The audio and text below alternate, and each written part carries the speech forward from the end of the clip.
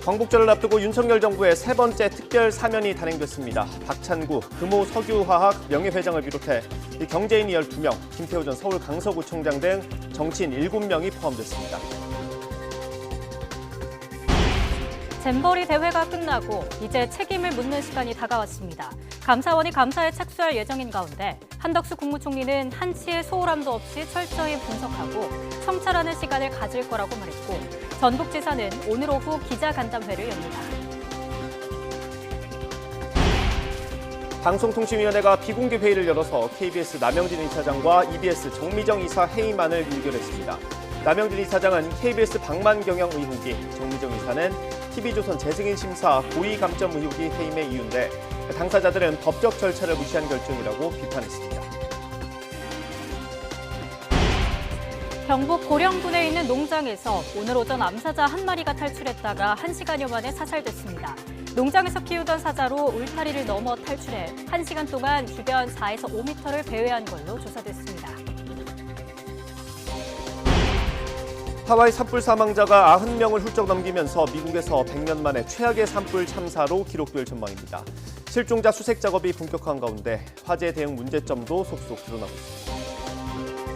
한덕수 국무총리는 광복절 특사와 관련해 경제에 활력을 불어넣고 서민과 사회 약자들의 재기를 도모하는 데 취지가 있다고 밝혔습니다. 한 총리는 국무회의에서 경제 회복을 위해 경제인과 중소기업인, 소상공인을 사면 대상에 적극 포함했고 80여만 명에 대한 행정제재 감면 조치를 통해 생계에 어려움을 겪고 있는 서민들에게 정상적인 생업활동의 기회와 희망을 주고자 했다고 말했습니다. 민주당 이재명 대표는 광복절 사면 복권 대상에 김태우 전 서울 강서구청장이 포함된 걸 두고 사법부 심판을 뒤집는 선고용 꼼수 사면이라며 많은 국민이 의구심을 보인다고 비판했습니다. 이 대표는 오늘 최고위 회의에서 역대 모든 대통령은 광복절 경축사에서 국민 통합에 결연한 의지를 밝혔지만 사면이 오히려 국민을 편가르고 정쟁을 유발하게 될 것 같다며 이같이 밝혔습니다. 윤석열 대통령은 세계 스카우트 잼버리 대회가 무난하게 마무리됐다며 국가 브랜드 이미지를 지키는 데 큰 역할을 해준 종교계와 기업, 대학과 지자체에 감사하다고 밝혔습니다. 윤석열 대통령은 오늘 오전 열린 수석 비서관 회의에서 경제의 대외 의존도가 세계에서 가장 높은 우리나라는 국가 브랜드 이미지가 무엇보다 중요하다며 이같이 말했습니다. 윤 대통령은 또 잼버리 대원들을 반갑게 응대해준 국민에게도 감사의 뜻을 전하고 각종 행사에서 안전을 위해 애쓴 군과 경찰, 소방 등 공무원들의 수고를 치하했습니다. 반면 문재인 전 대통령은 세계 스카우트 잼버리 대회 파행으로 국격과 긍지를 잃었고 부끄러움은 국민의 몫이 됐다면서 사람의 준비가 부족하니 하늘도 돕지 않았다고 현 정부를 비판했습니다. 문 전 대통령은 자신의 SNS에 글을 올려 대회 유치에 총력을 기울였던 전북 도민들의 기대는 허사가 되고 불명예만 안게 됐다며 실패가 쓴 교훈으로 남고 대한민국이 보란듯이 다시 일어서기를 바란다고 썼습니다. 그러면서 대회 유치 당시의 대통령으로서 우리 국민과 전 세계 스카우트 대원 등에게 사과와 위로의 마음을 전한다고 덧붙였습니다. 네, 이렇게 전현직 대통령의 엇갈린 평가만큼 새만금 잼버리를 두고 정치권의 책임 공방은 치열합니다. 여당은 뻘밭 대참사라며 전임 정부와 전북도를 몰아세웠지만 민주당은 대통령의 사과와 국무총리 사퇴를 촉구했습니다. 권남기 기자입니다. 국민의힘은 뻘밭을 잼버리 행사장으로 선정한 것부터 첫 단추를 잘못 끼운 거라며 파행 책임을 문재인 정부와 전북도에 돌렸습니다. 지난 2017년 유치 이후 5년 동안 뭘 준비했느냐는 겁니다. 배수 등의 문제 전라북도가 해결할 수 있다는 주장하며 정부도 새만금 개최에 동의했었습니다. 행사장 용지 개발을 2020년까지 마쳐야 했지만 당시 12% 수준에 불과했고 기반 시설은 1년 전까지 3분의 1 수준이었다며 준비 부족 사례를 조목조목 근거로 들었습니다. 전북도가 잼버리 핑계로 SOC 예산 11조 원을 받아갔다는 주장에 이어 대회 관련 계약 10건 중 7건을 수의 계약이라고 지적했습니다. 업체 선정 과정 및 계약 방식에서 공정성이 지켜졌는지, 다른 문제는 없었는지 따져볼 예정입니다. 반면 민주당은 정권 바뀐 지 1년 3개월이 지났는데 아직도 남 탓을 하느냐며 파행 사태에 대해 윤석열 대통령의 사과와 한덕수 총리 사퇴를 촉구했습니다. 행사장 선정 지적에 대해선 새만금 결정은 박근혜 정부서 했다. 준비 부실 논란엔 예산 대부분이 현 정부에서 투입됐다고 반박했습니다. 윤석열 대통령 취임한 2022년에 398억, 그리고 올해 617억이 공동조직위원장을 맡았던 민주당 김윤덕 의원은 폭염과 해충에 대비하기 위해 비상 예산을 여가부에 요청했지만 거부당했다고 주장했습니다. 실제 그 자리에서 여가부 장관과 고성이 오고 가면서 여가부 장관은 필요 없다고 거절했고 저는 강력히 요구했고 그래서 민주당은 파행 책임을 국회 국정조사에서 가리자고 제안했지만 국민의힘은 정쟁만 할 거라며 감사원 감사나 국무조정실 감찰이 우선이란 입장입니다. 잼버리 부실 개최로 나라 망신까지 당했다는 국민적 한탄이 나오고 있지만 정치권은 공방의 늪에서 벗어나지 못하고 있습니다. YTN 권남기입니다. 네, 마지막에 K-팝으로 간신히 심폐소생한 형국입니다. 정치권에선 자성 같기도 하고 비판 같기도 한 박한 평가가 쏟아지고 있습니다. 유치를 준비하고 실행하기까지 과정이 여러 손을 탔기 때문입니다. 새만금이 잼버리 국내 후보로 선정된 건 박근혜 정부 때인 지난 2015년입니다. 그로부터 2년 뒤에 세계 잼버리를 유치하는 데 성공했습니다. 이때는 민주당이 정권을 잡았을 때입니다. 그리고 윤석열 정부가 출범한 지 1년 하고 3개월 정도 만에 대회가 치러진 겁니다. 잼버리를 누가 어떻게 준비할지는 특별법으로 정해놨습니다. 여기에 나오는 큰 조직이 두 개가 있습니다. 조직위원회 그리고 정부지원위원회입니다. 이 역할과 구성까지 법에 정리가 되어 있는데 조직위가 끌고 지원위원회가 밀어주는 걸로 생각하시면 쉽습니다. 조직위는 2020년 7월에 첫 발을 뗐습니다. 초대 위원장은 당시 이정옥 여가부 장관과 민주당 김윤덕 의원이 맡았습니다. 이후에 교체되는 장관들이 바통을 이어받았습니다. 올해 초에는 행안부와 문체부 장관 그리고 스카우트 연맹 총재를 추가해서 5인 체제를 갖췄습니다. 조직위를 뒷받침하는 정부지원위원회는 국무총리가 키를 잡습니다. 부처 장관들과 전북지사까지 여기에 포함되어 있습니다. 잼버리 관련 정책을 심의하고 조정하는 역할을 하도록 했습니다. 조직위 안에 있는 집행위원장을 맡기도 한 전북지사 역할이 이렇게 따로 명시된 부분도 법에 있습니다. 조직위와 함께 대회 준비부터 마지막 정리까지 모든 계획을 짜도록 했습니다. 이렇게 거론되는 곳 어디 하나 책임이 없는 곳이 없어 보입니다. 그런데 받아든 성적표가 너무 엉망이다 보니 서로 미루기 바쁩니다. 정치권에선 집권 여부에 따라 우리 정부, 너네 정부 다를 수 있지만 국민이 바라보는 정부는 하나라는 걸 기억할 필요가 있어 보입니다. 한덕수 국무총리는 잼버리 행사가 남긴 과제에 대해 한치의 소홀함도 없이 철저히 분석하고 성찰할 거라고 밝혔습니다. 한 총리는 국무회의 모두 발언에서 어려움을 극복한 경험은 소중하지만 위기를 예방하고 대비하는 건 더 중요하다면서 대회가 마무리된 만큼 성찰의 시간을 별도로 갖겠다고 강조했습니다.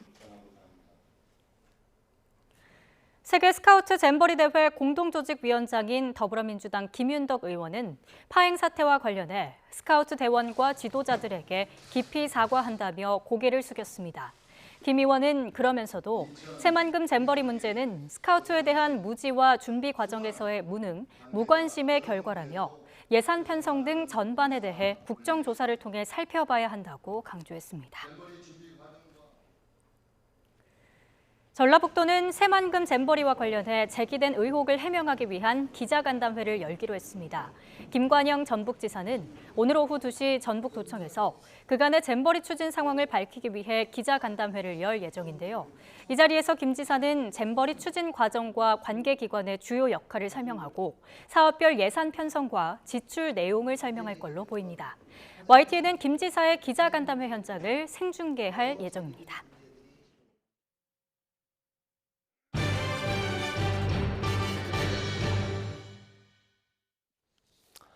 식당 주인이나 쇼핑몰 운영자 같은 평범해 보이는 시민들이 마약을 사고 팔다가 무더기로 붙잡혔습니다. 쉽게 돈을 벌려고 범행에 가담한 걸로 조사됐습니다. 자세한 내용 취재기자 연결해서 들어보겠습니다. 윤성훈 기자. 네, 사회부입니다. 네, 자세한 소식 전해주시죠. 네, 화면 보면서 설명해드리겠습니다. 어둑한 밤, 남성 한 명이 주택가 골목에 있는 건물로 들어갑니다. 불과 30초 만에 나왔는데 누군가와 연락을 하는 듯 분주한 모습입니다. 이후 경찰이 같은 건물에 출동해 우편함을 열어봤더니 꽁꽁 숨겨져 있던 필로폰이 발견됐습니다. 서울경찰청 마약범죄수사대가 마약류를 사거나 팔고 투약한 312명을 검거했습니다. 특히 혐의가 무거운 판매자와 매수자 등 10명은 구속됐습니다. 이 가운데 A씨 등 6명은 지난 2020년 12월부터 지난 3월까지 해외에서 마약류를 몰래 들여온 뒤 다크웹을 통해 구매자를 모집해 판매한 혐의를 받습니다. 대마를 피워 한 차례 벌금형을 선고받았던 한 명을 제외하곤 모두 마약 관련 범죄를 저지른 적이 없는 사람들이었습니다. 직업도 식당 주인과 인터넷 쇼핑몰 운영자, 배달 기사 등으로 비교적 평범했고 마약을 팔면 돈을 쉽게 벌 수 있을 것으로 여겨 범죄에 발을 들인 것으로 조사됐습니다. 경찰은 이들에게서 필로폰과 코카인, 대마 등 마약류 8종류 1.2kg과 가상 자산과 현금 등 범죄 수익 1억 5천만 원 상당도 압수했습니다. 경기 일산 동부경찰서도 마약 700억 원어치를 국내로 들여와 던지기 수법으로 사고판 혐의로 33명을 검거하고 이 가운데 6명을 구속했습니다. 이들은 단속을 피할 목적으로 오피스텔을 빌려 마약류 소분 작업장으로 전세버스 화물칸은 마약류 보관 창고로 사용한 것으로 드러났습니다. 경찰은 마약 범죄가 심각해지고 있는 만큼 의심스러운 경우엔 적극적으로 신고해달라고 당부했습니다. 지금까지 사회부에서 전해드렸습니다. 경북 고령군의 한 관광농원에서 탈출한 암사자를 수색하던 엽사가 사살했습니다. 경북 고령소방서는 오늘 오전 8시 35분쯤 경북 고령군 덕곡면 해당 농장 주변에서 탈출한 암사자를 발견했고 사살했다고 설명했습니다. 암사자는 탈출한 농장 4에서 5m 주변 숲을 배회한 걸로 전해졌습니다. 앞서 고령군은 오늘 오전 7시 24분쯤 암사자 한 마리가 탈출했다며 인근 북두산 출입을 금지한다고 밝혔습니다. 해당 농원은 지난해 2월 고령군청으로부터 관광농원에 지정돼 관광객을 상대로 운영하고 있습니다. 네, 사자는 1시간 정도 만에 사살됐지만 마을 주민들은 공포에 떨어야 했습니다. 마을 주민 연결해서 당시 상황 들어보겠습니다. 고령군 덕곡면의 마을 이장님 연결돼 있습니다. 나와 계십니까? 네. 예. 최석훈 이장님이시고요. 네. 일단 이 소식을 가장 먼저 들으셨을 것 같은데 어떻습니까? 네, 당황했습니다. 어떻게 들으셨습니까, 이 소식을? 여기 목장의 사장님이 울타리를 넘어 사자가 탈출했다고 이야기 들었습니다. 그러면 이 관광농원을 운영하는 분께서 직접 연락을 주셨다는 말이죠? 예. 그렇습니까? 그게 몇 시쯤 됐습니까? 거기 지금 정확하게는 제가 기억이 안 나는데 한 7시 좀 됐을 겁니다. 그렇습니까? 그 당시에 그러면 댁에 계셨습니까? 예, 저도 지금 축사를 하고 있는데 축사 소 먹이를 주고 있었습니다. 그럼 주민들한테 일단 빨리 알리는 게 급선무였을 것 같은데 어떻게 하셨습니까? 네, 마을 방송으로 인해 가지고 주민들이 집 밖에 못 나오도록 그렇게 안내했습니다. 그 지금 이장님 계시는 마을에 몇 가구 정도 거주하시죠? 여기는 한 82가구 살고 있습니다. 100가구가 채 안 되는군요. 예. 그 주민분들께서도 조금 놀라셨을 것 같은데 반응이 어떠셨어요? 예, 주민들도 많이 놀랐죠. 그 이제 사자락 하는 것은 위험한 동물이기 때문에 그 듣고 주민들도 빨리 대피를 많이 방송을 따라서 많이 움직였습니다. 예. 일단 대처를 너무 잘해주신 것 같고요. 예. 그 관공서나 읍사무소나 면사무소나 이런 데서도 연락이 왔습니까? 네, 그러고 나서 이제 연락이 관공서에서 연락이 왔었습니다. 뭐라고 얘기를 해주던가요? 빨리 주민들 대피 좀 시켜달라고 그런 부탁이었습니다. 그래요? 근데 사실 이게 사자가 탈출을 한 상태이기 때문에 어디로 이동하거나 이런 건 어려웠을 텐데 다들 이제 집에서 머물러라 그렇게 계속 강조를 해주신 거죠? 네. 이게 근데 민가지 않습니까? 여기에 어떻게 사자가 있는지 너무 궁금한데 사자가 왜 있었던 겁니까? 그 목장에서 저희들 동네에서도 크게 사자 있다 하는 건 알고 저도 보지는 못했습니다. 그래서 이번에 이제 이야기는 들었는데 이번에 사자가 탈출했다 소리를 들었고 그렇게 알았습니다. 정확하게 알았습니다. 이게 여기 사자 우리랑 그 마을이랑 좀 거리가 있습니까? 어느 정도 됩니까? 네, 2km가 좀 넘지 싶습니다. 2km 정도 되고요. 근데 저희가 이제 기사로 전해드리기로는 관광시설이라고 하던데 평소에 그러면 이 사자를 보러 사람들이 좀 옵니까? 그 밑에 그 지금 이제 캠핑장이 있습니다. 캠핑장에서 거기 많이 올라가지 싶습니다. 저는 확실하게 모르겠습니다. 아, 주변에 캠핑장이 있습니까? 네. 어느 정도 거리가 됩니까, 그럼? 캠핑장하고는 거리가 크게 한 1km 정도 멀지는 않습니다. 그럼 혹시 그 이장님께서 방송한 게 그 캠핑장에도 들립니까? 캠핑장은 캠핑장 사장한테 직접 내가 전화를 해가 빨리 저 캠핑장에 그 단속을 좀 하라 했습니다. 아, 캠핑장 관리자한테 직접 전화를 하셨다고요, 이장님께서요? 예. 그 당시에 캠핑하는 분들도 꽤 많았을 거 아닙니까? 예, 많은데 전화하고 나니까 지금 캠핑장에서 지금 차가 지금 많이 빠져나갔습니다. 아, 그분들이 이제 차를 타고 많이 빠져나간 상태고요. 네. 이 사자가 여기 이 마을에 들어온 게 언제쯤부터인지 혹시 기억하십니까? 저도 실은 기억을 잘 못하겠습니다. 저도 이게 제가 객지에 있다가 고향이기 때문에 정리필지하고 와가지고 그래 지금 이정리를 하고 있습니다. 아, 그래요? 그럼 혹시요 이게 비슷한 일이 이전에도 있었습니까? 사자가 뭐 탈출을 하거나 그런 일이 또 있었을까요? 그런 건 전혀 없었습니다. 없었어요? 예. 이게 보통 사실 동물원에 가야만 볼 수 있는 동물이고요. 네. 너무 위험한 동물이다 보니까 마을에 이런 게 있으면 주민분들께 좀 사전에 설명을 하거나 그런 일이 있을 법도 한데 그건 없었습니까? 제가 오후부터는 그런 일이 없었습니다. 사자에 대한 그 사자만 키우는 겁니까? 그럼 그 농원에서? 거의 목장입니다. 목장. 예. 그럼 사자 말고도 다른 동물이 또 있습니까? 소를 많이 키우죠. 소를 많이 키운다고요? 네. 알겠습니다. 일단 이게 포획에 나서서 결국 사살이 됐다고 합니다. 이 사살된 당시에도 그럼 연락을 받으셨습니까? 네, 바로 연락을 받고 사살된 걸 확인했습니다. 그 사살된 곳은 그 민가와 어느 정도 떨어진 곳인지 혹시? 그것도 확실히 모르겠습니다. 숲속에 숨어 있는 걸 잡았다는 그런 이야기를 연락을 받았습니다. 예, 알겠습니다. 네. 아무래도 많이 놀라셨을 텐데 이장님께서 대처를 정말 잘해주신 것 같습니다. 주민들께도 알려주시고 캠핑장에 알려주신 것도 정말 잘해주신 것 같습니다. 오늘 인터뷰까지 해주셔서 너무 감사하고요. 네, 오늘 말씀 여기까지 듣겠습니다. 감사합니다. 네. 네, 다음 뉴스입니다. 방송통신위원회가 오늘 비공개로 회의를 열어 KBS 남영진 이사장 해임 건의안과 EBS 정미정 이사 해임안을 의결했습니다. 이와 함께 MBC 대주주인 방송문화진흥회 권태선 이사장 해임 청문회도 진행했는데요. 취재기자 연결해 자세한 소식 들어보겠습니다. 류한홍 기자. 네, 유한홍입니다. 네, 두 사람에 대한 해임 처리 이루어졌습니다. 사유가 어떤 겁니까? 네, 말씀하신 것처럼 방통위가 오늘 오전 10시 비공개 회의를 열어 KBS 남영진 이사장과 EBS 정미정 이사 해임 처리를 했습니다. KBS 남영진 이사장에 대해선 해임 건의안을 의결함으로써 윤석열 대통령 재가만 받으면 해임이 최종 확정됩니다. EBS 정미정 이사에 대해선 해임안을 의결함으로써 해임이 바로 확정됐습니다. KBS 남영진 이사장은 KBS 방만 경영에 대한 관리 감독 소홀과 법인카드 부정사용 의혹을 받고 있습니다. 정미정 이사는 2020년 TV조선 재승인 심사 때 고의 감점 의혹으로 기소된 상태입니다. 방통위는 이와 함께 MBC 대주주인 방송문화진흥회 권태선 이사장 해임 청문회도 비공개로 진행하고 있습니다. 박문진 권태선 이사장도 MBC와 관계사의 경영 손실에 대한 관리 감독 소홀 의혹을 받고 있습니다. KBS 남영진 이사장은 공정한 심의를 기대하기 어렵다는 이유로 김효재 방통위원장 직무대행 기피 신청을 했지만 기각됐습니다.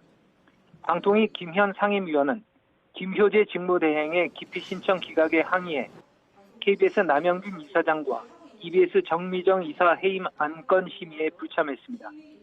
김현 위원은 김효재 직무대행이 본인의 기피 신청안을 심의 의결한 것은 타당하지 않다며 두 사람의 해임 처리는 무효라고 주장했습니다. 방통위는 현재 여당 성향 김효재 방통위원장 직무대행과 이상인 위원, 그리고 야당 성향 김현 위원 등 상임위원 3명으로 구성되어 있습니다. 방통위 상임위원 정원은 5명이지만 2명이 결원인 상태입니다. 해임 처리가 된 사람들의 반응은 어떻습니까? 방통위 회의 1시간 전 방통위 앞에서는 KBS 남영진 이사장과 박문진 권태선 이사장, EBS 유시춘 이사장 등 공영방송 이사 17명의 기자회견이 있었습니다. 이들은 윤석열 정부가 마침내 법적 근거와 절차를 철저하게 무시하고 방송 장악의 칼을 본격적으로 휘두르고 있다고 비판했습니다. 친정부가 아니면 편향적이라는 이분법적 시각으로 자신의 입맛에 맞는 공영방송 만들기에 몰두하고 있다고 현 정부를 규탄했습니다. 기어 윤석열 정부는 공영방송 이사진 해임을 즉각 멈추고 공영방송 장악 기도를 포기하라고 촉구했습니다. 또한 이동관 방통위원장 후보자 지명을 철회하고 위법적 방송 장악을 주도하고 있는 김효재 방통위원장 직무대행을 해임하라고 주장했습니다.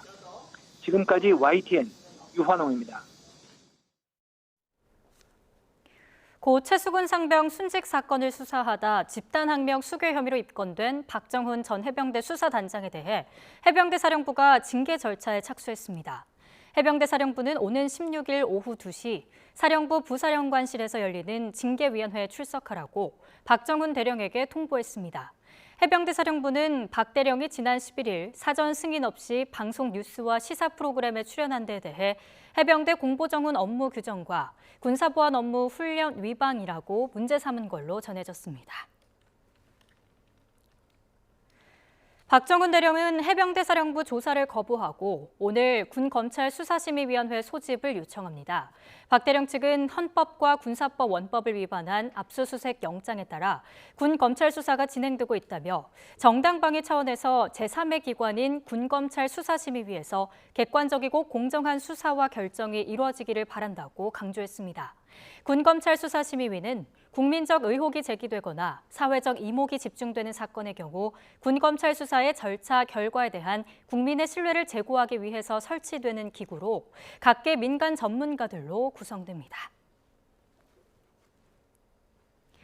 이명박 정부 시절 정치 개입 등 각종 정치 공작을 벌였다가 유죄가 확정돼 복역해온 원세훈 전 국가정보원장이 가석방으로 풀려났습니다. 원 전 원장은 오늘 오전 수감 중이던 경기 안양교도소에서 출소하며 지지자들의 환호에 손을 흔들기도 했습니다.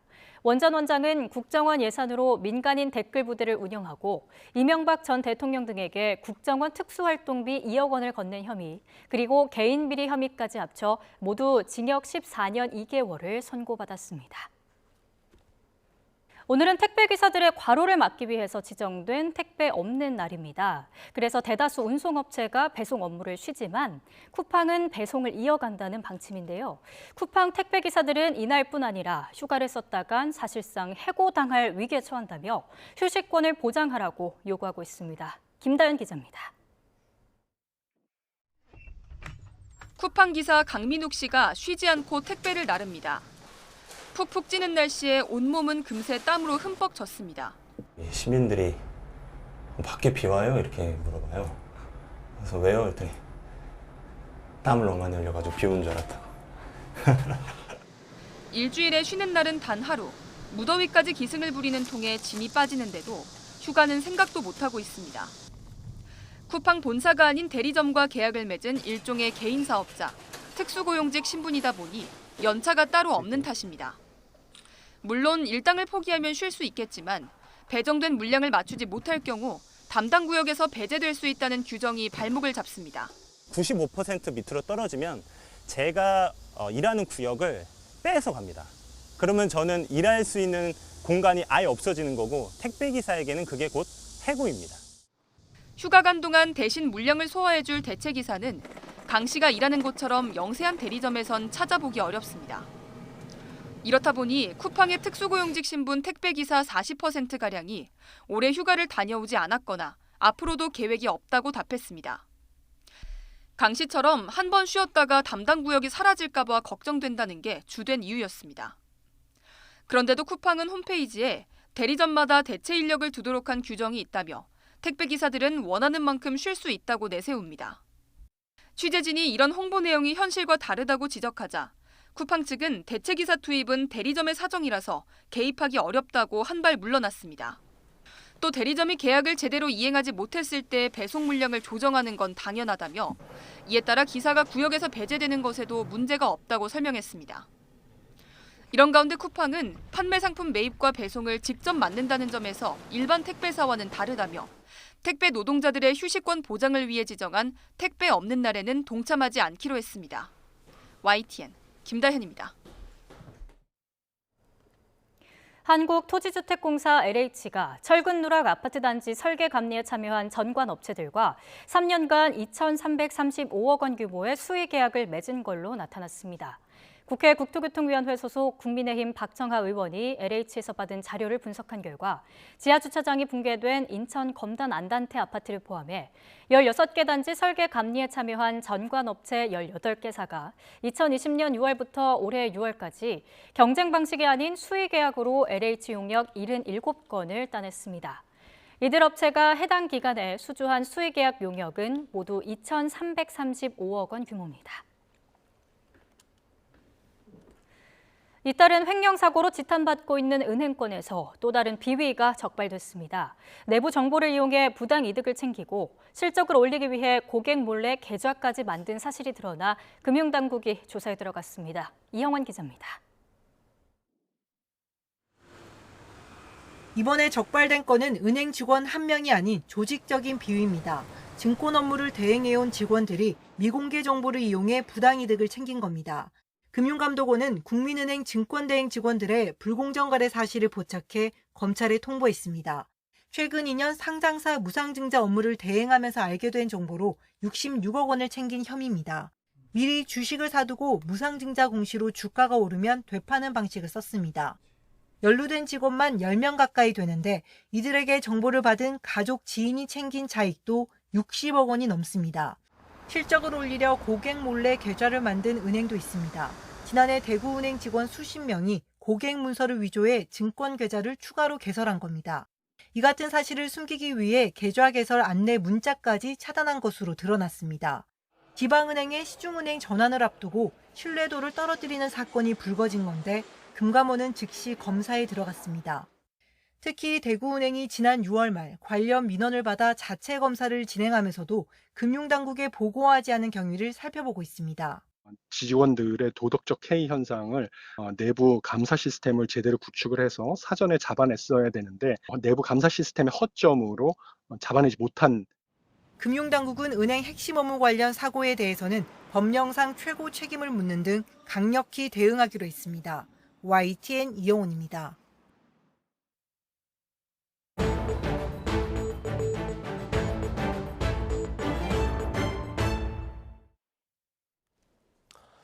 자신의 아이가 왕의 DNA를 가졌다는 내용의 메일을 담임 교사에게 보내 갑질을 했다는 의혹에 휩싸인 교육부 사무관 논란이 확산하고 있습니다. 교육부는 관련 신고가 들어왔을 때 제대로 된 조사 없이 되레 이 사무관을 승진 발령까지 했습니다. 현장 교사들의 반발이 거셉니다. 취재기자 연결해서 자세히 들어보겠습니다. 김연아 기자. 네, 사회정책부입니다. 네, 이 메일을 보낸 사무관이 주말 사이에 사과문을 냈죠. 근데 그 내용도 좀 잘못된 게 있다고요? 네, 그렇습니다. 전국 초등교사 노조가 논란을 부른 사무관의 사과문 내용을 정면 반박했습니다. 일단 어제 발표된 사과문부터 보면 사무관 A씨는 경계성 지능을 가진 자식에 대한 안타까움으로 지혜롭게 대처하지 못했다며 일련의 논란들에 대해 해명을 내놨습니다. 왕의 DNA를 가진 아이란 표현 등은 아이가 치료받던 기관 자료 중 일부인데 전후 사정에 충분한 설명 없이 메일로 전달했으니 담임 교사가 불쾌했을 것 같고 기관 자료를 전달한 게 교사에게 상처가 될 거로 생각지는 못했다고 말했습니다. 교육부 공무원 지위를 이용한 갑질 논란에 대해서는 아동학대 신고를 하게 됐던 상황 등을 들어 해명했는데요. 발달이 느려서 학교 적응이 어려운 아이가 교실에 홀로 남겨졌고 점심을 먹지 못했으며 반 아이들이 자신의 아이에 대해 나쁜 점과 좋은 점 등을 쓴 글이 학교 앱에 올라가는 일 등이 있어서 부모로서 학교 측에 이의를 제기했지만 자신의 직장과 직급을 내세워 담임교사를 압박한 적은 없다고 강조했습니다. 하지만 초등교사 노조는 A 사무관이 실제로는 담임교사를 아동학대 혐의로 신고한 뒤 바로 직위 해제되도록 학교와 교육청에 여러 번 강하게 압력을 넣었다고 정면 반박했습니다. 네, 그럼 어떤 식으로 압력을 넣었다는 겁니까? 일단 담임교사를 아동학대로 신고한 뒤에 교육청 장학사에게 담임교사의 직위 해제와 감사를 강하게 요구했다는 겁니다.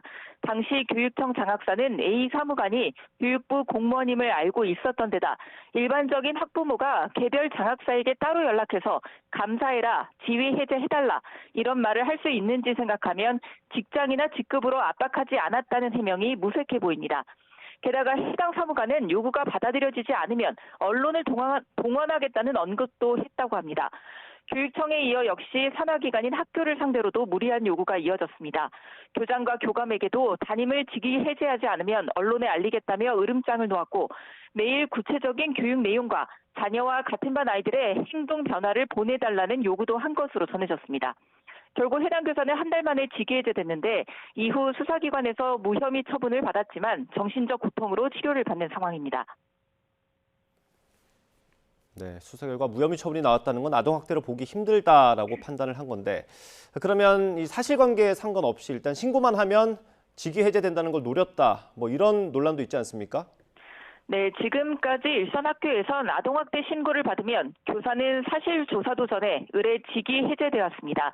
이후 교사는 재판이 끝날 때까지 기약도 없이 월급의 30% 정도만 받으며 금전적, 정신적 고통을 받기 때문에 악성 민원을 넣는 학부모들에게 악용돼 왔는데 교원단체들은 다른 누구도 아니고 이 제도의 부정적 측면과 악용 사례들로 교사들이 겪는 고통을 뻔히 알 교육부 공무원이 바로 그 아동학대 신고 처리 관행을 이용해서 해당 교사를 괴롭혔다는 데 가장 분노하고 있습니다. 해당 사무관이 제시한 아동학대의 사례들에 대해서도 반박이 이어지고 있는데요. 이동 수업을 거부하는 아이를 교사가 이동시키려면 물리력을 행사해야 하는데 이 역시 아동학대 소지가 있고 식사를 거부하는 아이에게 음식을 강제로 먹이는 건 역시 아동학대 고소가 가능한데 교사가 무엇을 할 수 있느냐는 겁니다. 단 아이들이 해당 사무관의 자녀에 대해 나쁜 점과 좋은 점을 쓴 글이 학교 앱에 올라간 데 대해서는 상담 자료로 활용하려고 한 건데 실수로 다른 글쓰기 작품들과 함께 앱에 올렸다가 2시간 만에 삭제했고 학부모에게도 사과한 것으로 고의가 아니었다고 반박했습니다. 결과적으로 논란의 저변에는 무엇이 아동학대이고 생활지도인지 아무런 기준도 없이 그저 해당 아동의 기분이나 학부모의 생각에 따라 교사만 피해를 입어야 하는 불합리한 현실이 있다고 하겠습니다. 네, 교육부도 책임에서 자유로울 수 없을 것 같은데 어떻습니까? 네, 해당 사무관이 담임교사를 신고해서 직위 해제시킨 것과 관련해 이미 지난해부터 부당하다는 신고가 여러 차례 있었지만 교육부가 구두 경고만 했다는 사실이 드러났습니다.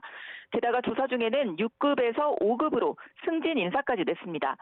교육부는 당시엔 교사가 무혐의 처분을 받기 전이라 정확한 판단이 어려웠다고 설명했지만 반대로 보면 혐의가 입증되기도 전에 교사는 직위 해제에서 막대한 피해를 입혀놓고 자기 부서 사람은 왕이 DNA 등 훈육 지침을 보고도 혐의가 없다는 결론이 나지 않았으니 구두 경고만 했다는 말인데 교육부의 이런 미온적이고 수동적인 태도가 교권 추락을 초래했다는 비판이 큽니다. 관련해서 교원단체들은 오늘 기자회견을 열고 교육활동 보호를 위한 요구사항도 발표하고 국회에선 교권보호 강화 관련 공청회도 진행됩니다. 네, 이 사무관의 아이가 경계성 지능이라는 점에서 주호민 씨 얘기가 좀 생각나기도 하는데 특수교육에 대한 인식이 좀 변해야 된다 이런 지적도 있다고요. 네, 그렇습니다. 사무관의 아이는 경계성 지능 문제로 분노 조절에 문제가 있었고 주호민 씨 자녀도 돌발 행동과 폭력성 등이 문제가 됐었습니다. 이렇게 도움이 더욱 필요한 아이들에 대해서는 학부모와 교사가 더욱 밀착해서 치료 상황을 공유하면서 교육을 진행해야 하는데 되려 두 사건 모두 학부모가 교사를 불신해 일방적인 항의와 아동학대 고소로까지 이어지고 말았습니다. 다만 이 두 사건은 무차별적인 아동학대 신고로 인한 교권 침해 현실에 더해서 현재 우리나라 특수교육의 열악한 현실과 인식을 보여준다는 점도 주목해야 할 것 같습니다. 특수교육이나 통합교육제도가 제대로 마련되지 못했고 교사 수도 부족한데 공격성이 높은 아이에 대해서도 전문적인 치료를 도외시한 채 교사가 모두 해결하길 바란다든가 부정적 어휘를 일체 사용하지 않거나 왕자를 대하듯 해달라는 등 특정 교육 방법을 강요한다든가 하는 일까지 더해지면 갈등으로 이어지기 쉬운 겁니다. 반드시 장애 수준의 문제도 아닙니다. 숨진 서희초 교사 역시 문제 행동을 보이는 학생에 대해 학부형들이 치료를 거부하거나 오히려 교사 탓을 해서 힘들어했다고 하는데요. 문제 학생에 대해서도 지도가 가능하게 제도적 개선과 더불어서 가정의 책임이 강화되어야 한다는 목소리가 나오는 이유기도 합니다. 지금까지 사회정책부에서 YTN 김현아입니다.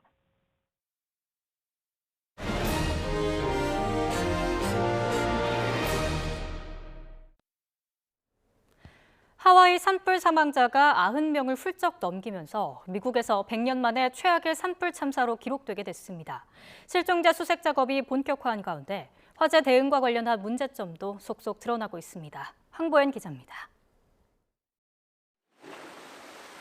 하와이 마우이 섬에서 산불이 시작된 지난 9일, 마침 라하이나 상공을 지나던 헬기에서 당시 모습이 고스란히 찍혔습니다.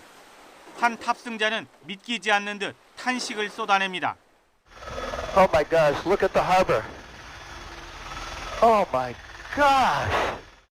죽으림을 다해 도망쳤던 주민은 몸서리치던 순간을 또렷이 떠올립니다. It's dark, it's 4 o'clock in the afternoon, it looked like midnight. And there's embers just flying at you, people are getting hit with, the cars sound like bombs going off. And I was just freaking out. 진화 작업은 닷새를 넘겼지만 불길이 다시 확산할 위험도 여전한 상황. 일각에선 나무 뿌리들이 땅 속에서 타고 있다는 우려까지 제기됐습니다. 희생자는 90명을 훌쩍 넘기면서 미국에서 100여 년 만에 최악의 산불로 남게 됐습니다. 당국은 라하이나 지역을 중심으로 수색대와 탐지견을 투입해 본격적인 실종자 수색에 나섰습니다. 아직 초기 단계여서 사망자 수는 더 늘어날 가능성이 큽니다. It's going to rise. It will certainly be the worst natural disaster Hawaii ever faced. It may be the worst fire that America ever faced by the time it's done. 문제점도 속속 드러나고 있습니다. 대형 자연 재해에 대비해 설치해둔 400개의 사이렌 경보기는 전혀 울리지 않아 말 그대로 무용지물이 됐습니다. I hear there no sirens went off, nothing.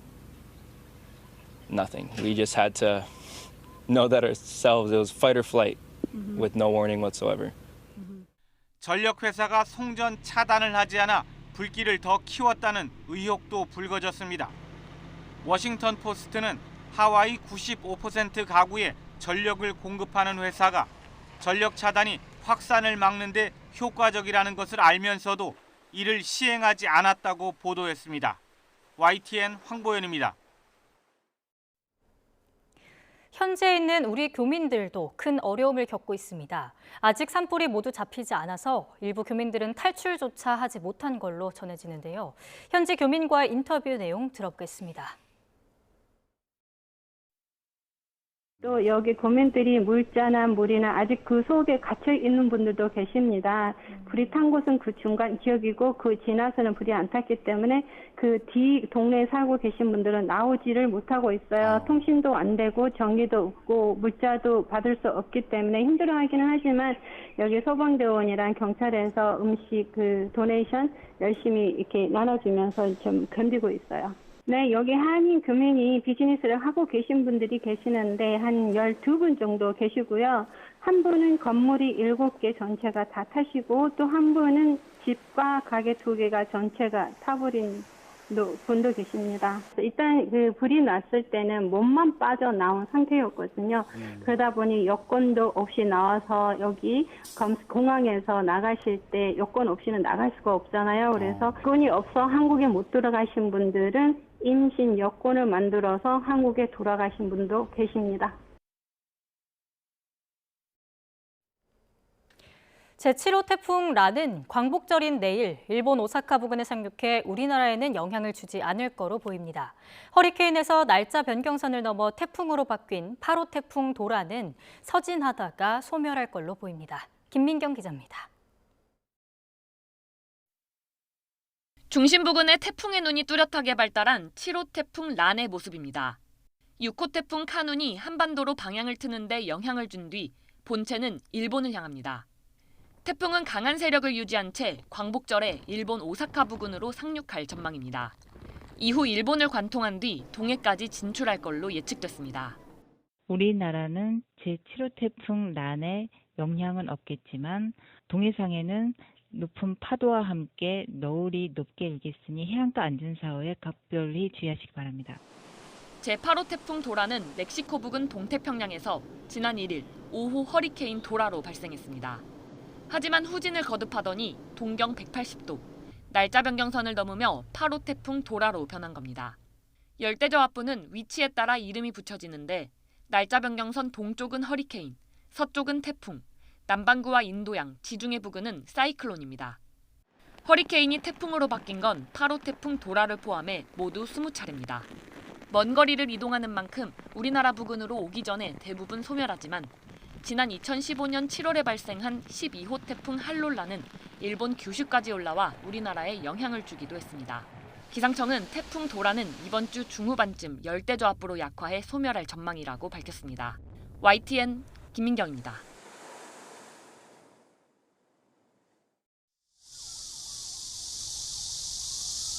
오늘도 무더운 날씨가 이어지고 있습니다. 현재 서울 기온은 31.1도까지 올랐는데요. 습도가 높아서 체감하는 더위는 이보다 더 심합니다. 오늘 한낮에 서울이 33도까지 오르면서 무더위가 기승을 부리겠습니다. 온열 질환이 우려되니까요. 휴식과 수분 섭취 잘 해주시기 바랍니다. 오늘 오전 동해안을 제외한 전국 대부분 지역에 폭염특보가 내려졌습니다. 밤사이 도심과 해안을 중심으로 열대야가 나타난 가운데 낮 기온도 빠르게 오르고 있는데요. 현재 가장 높은 기온을 보인 곳은 경기도 여주 금사면으로 36도 가까이 올랐고요. 비공식 기록으로는 서울 강남구가 34.2도, 경남 양산은 33.4도까지 올랐습니다. 오늘 낮 동안 습도 높은 찜통 더위가 이어집니다. 한낮에 서울과 대전 33도, 부산 32도까지 오르겠고 동풍이 불어드는 영동 지방은 강릉 28도 등 더위가 주춤하겠습니다. 오늘은 전국에 가끔 구름이 많이 지나겠고요. 영동 지방은 하늘빛이 흐린 가운데 동풍의 영향으로 늦은 오후부터 비가 시작되겠습니다.